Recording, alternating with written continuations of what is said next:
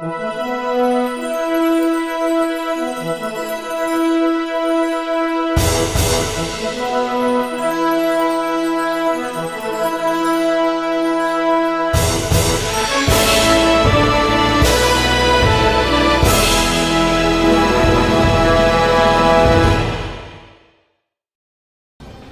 La réponse qu'on peut donner aux questions de l'existence. Alors peut-être 10 000 $. Ça serait pas le top niveau non plus. Peut-être 1 million.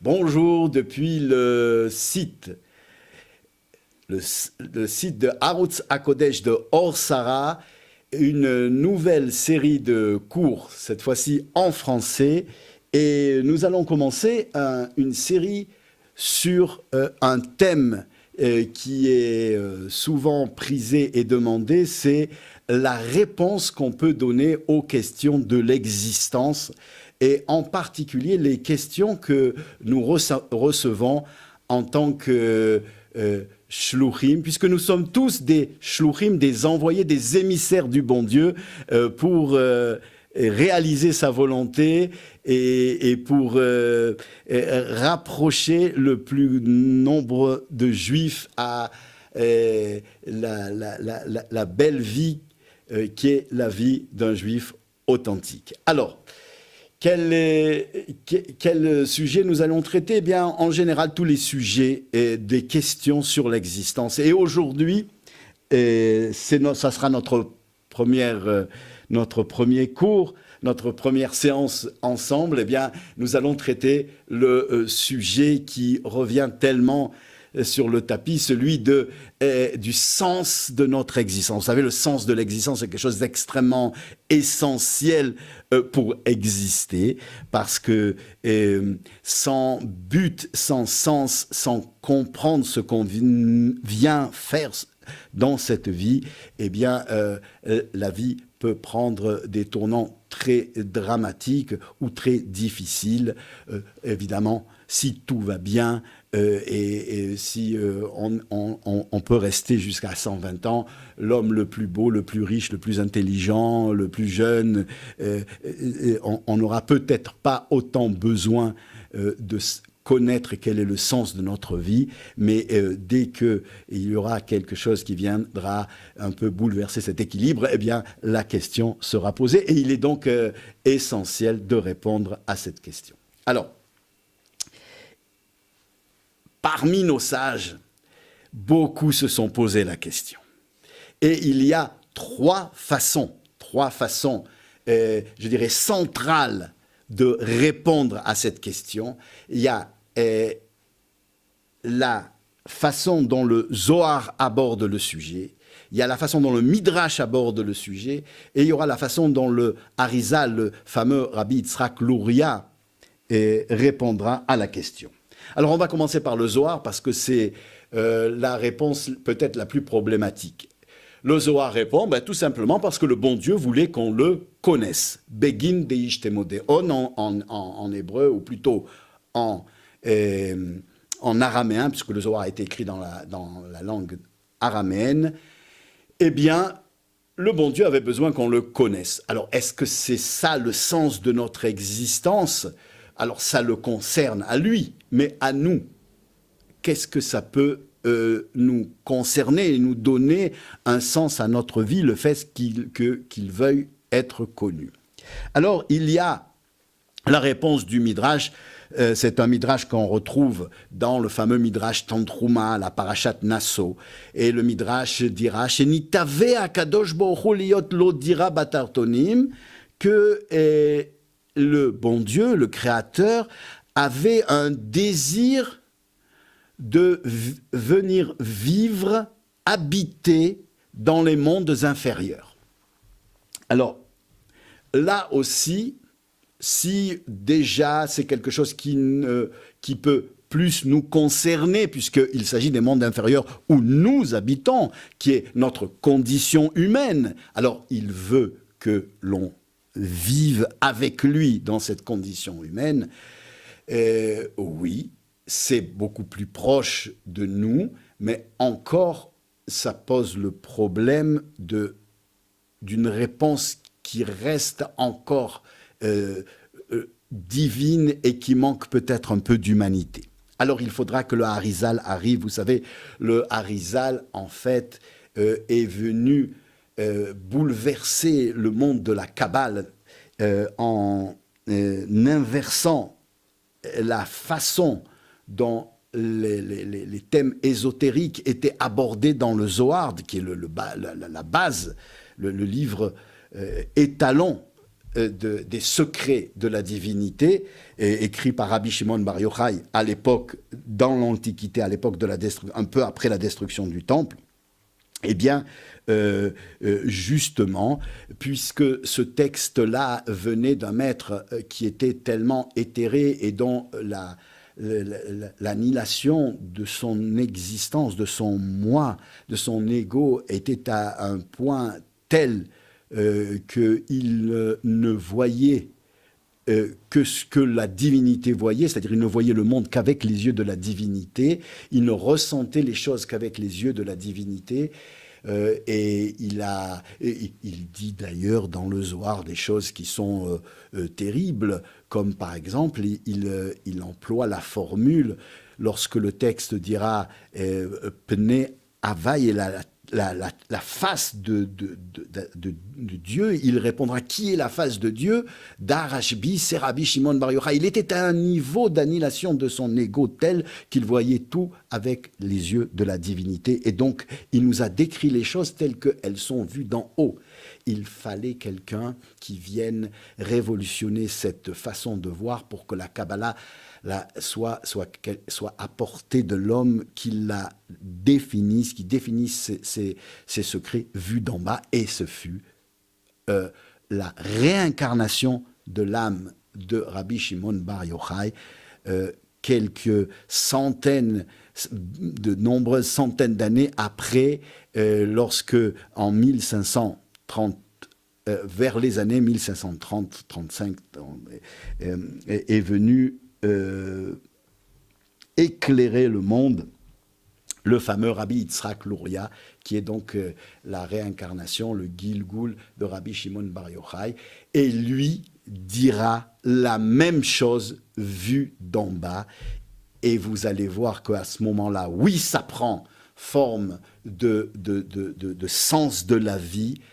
Il dit que le bon Dieu est le summum du bien. Il est le Tachlit Atov, c'est ce que on peut définir comme le top niveau du bien dans le monde. Eh bien, la nature du bien, Teva Hatov Lehetiv, la nature du bien est de profuser ce bien, de donner ce bien, d'amener ce bien à qui? Il est tout seul, avant la création du monde. Il faut donc impérativement inventer un partenaire. Et que ce partenaire soit dans le besoin, c'est-à-dire qu'il soit en mesure de recevoir et de goûter ce bien qu'il puisse lui faire. Donc, il va inventer le peuple juif. Il va faire sortir de lui, parce qu'il ne peut pas le faire sortir d'ailleurs, puisqu'il n'existe rien d'autre que lui avant la création du monde. Il va faire sortir du fond de son existence à lui quelque chose de très intime et très profond. C'est les âmes des Juifs qui viendront animer le corps du peuple juif durant toutes les générations jusqu'à la fin des temps. C'est le partenaire, c'est le second, c'est autrui à qui il va donner quoi? Que peut-il donner? Quelque chose de bon, puisque c'est la nature du bien de faire du bien. Comment peut-il nous faire du bien? Alors, j'ai pensé que peut-être s'il donnait 10 000 $ à chacun, ça serait agréable. Et puis j'ai pensé que peut-être on pourrait dire non, mais quand même, il est le summum, d'après le Harizal, le summum du bien, le top niveau du bien. Donc 1 000 $, c'est pas le top niveau, il pourrait nous donner un peu plus, peut-être 2 000 $. Ah, ça serait bien. Ah non, mais ça serait pas le top niveau. Alors peut-être 10 000 $, ça serait pas le top niveau non plus. Peut-être 1 million. Non, il y aurait mieux, 2 millions. Ah non, mais il y aurait mieux 4 millions, etc., etc. Donc en fait, il pourrait nous donner toujours et toujours plus, il y aurait toujours plus, jusqu'à ce que on arrive au summum du bien. Quel est le summum? Quel est le top niveau du bien? Quelle est la chose qu'il pourrait nous donner quand au-dessus de cette chose-là, on ne trouverait rien de meilleur? Eh bien, c'est la perfection, le summum, le top niveau du bien, c'est-à-dire lui. Et donc, il a voulu nous transmettre de lui-même. C'est quoi lui? Alors il nous a donné ce qu'il y a de plus précieux dans une existence, c'est la chorma, sa chorma à lui, c'est ce que nous appelons la Torah, et il nous a donné sa volonté, c'est ce que nous appelons les mitzvot. Alors, il aurait pu nous le donner gratuitement, comme un cadeau gratuit.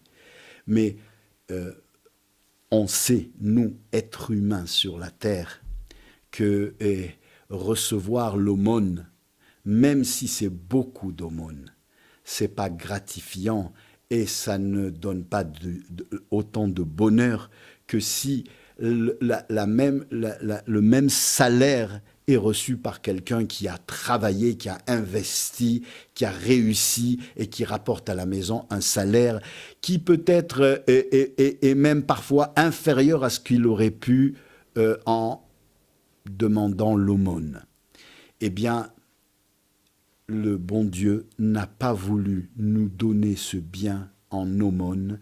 Il a voulu que ça soit le fruit de notre travail, qu'on conçoive de l'effort pour l'obtenir, afin que notre vie ait un véritable sens, celui de recevoir ce qu'il y a de meilleur au monde, parce qu'il est par nature que ce qu'il y a de meilleur au monde profuse ce bien en question.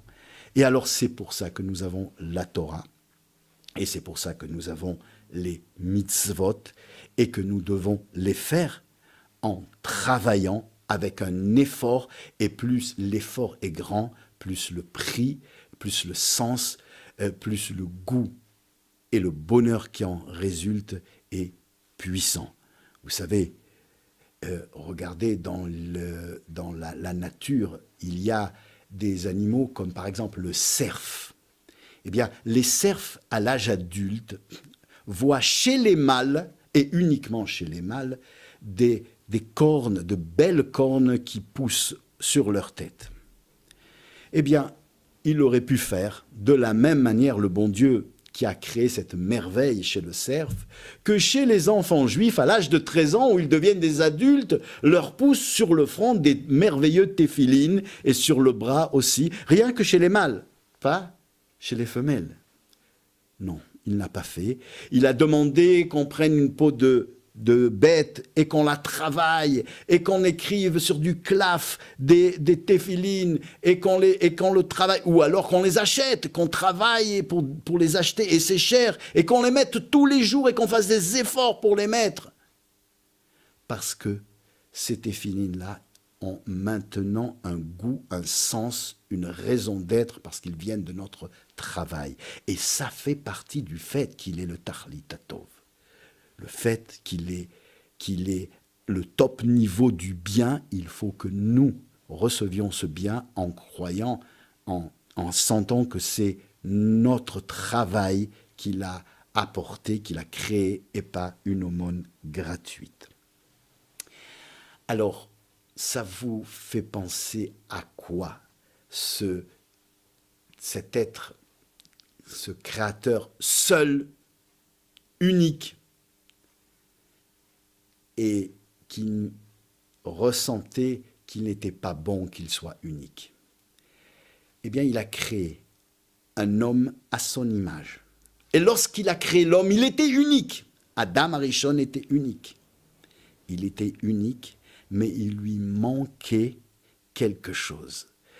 Il lui manquait de pouvoir faire du bien à un partenaire. Et c'est pour ça qu'il dira « L'auto viot Adam levado », il n'est pas bon que l'homme soit seul, comme pour lui, il n'était pas bon que l'homme soit seul. Et il va lui retirer une côte, un côté, dira Rashi, afin de lui créer un partenaire. Il va lui-même, le bon Dieu, avant la création du monde, concevoir de s'arracher de lui une partie, une côte, un côté, c'est les âmes du peuple juif pour les amener sur terre. C'est pour ça que le Shir HaShirim dira que le jour où on a reçu la Torah, c'était en fait le jour du mariage du bon Dieu avec sa partenaire, le peuple juif, le Ham Israël, Yom Chatunato.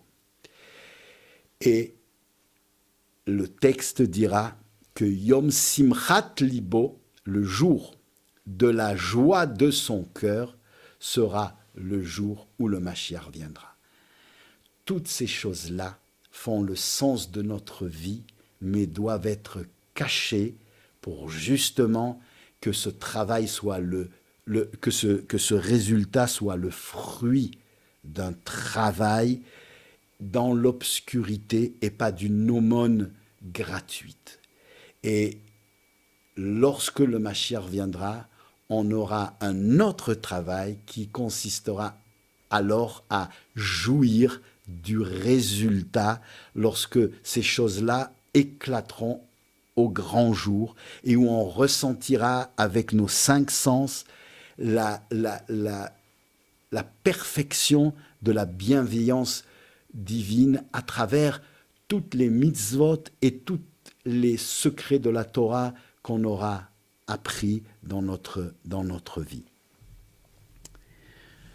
Que ce soit le plus rapidement possible, que grâce à ce sens de la vie tel qu'on l'a compris aujourd'hui, eh bien, on puisse rapidement recevoir le Mashiach Tzidkenu pour pouvoir jouir du fruit de ce travail, que ce soit le plus concrètement possible dans la joie et la santé. Amen.